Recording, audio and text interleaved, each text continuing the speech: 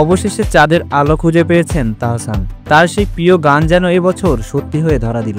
নতুন বছর শুরু হতে না হতেই ভক্তদের চমকে দিলেন তিনি। ঝলমলে আলো সমেত আস্ত চাঁদ যেন এখন তার ঘরে।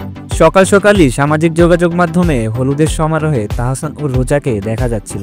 এবার তাহসান খান নিজেই তার হবু স্ত্রী আর্টিস্ট রোজা আহমেদের সঙ্গে একটি ছবি পোস্ট করেছেন।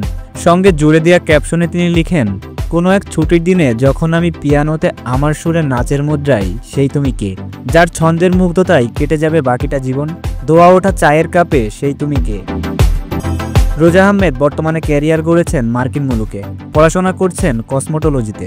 স্নাতক শেষ করেই কসমেটোলজি লাইসেন্স অর্জন করেন এবং নিউ ইয়র্কের কুইন্সে প্রতিষ্ঠা করেন রোজেস ব্রাইডাল মেকওভার। এছাড়াও প্রায় 10 বছরের বেশি সময় ধরে বাংলাদেশে এবং যুক্তরাষ্ট্রে ব্রাইডাল মেকআপ আর্টিস্ট হিসেবে কাজ করেছেন তিনি। এবার একাকিত্ব কাটিয়ে তাহসানের ঘর আলো করবেন রোজা আহমেদ, এমনটাই প্রত্যাশা ভক্তদের।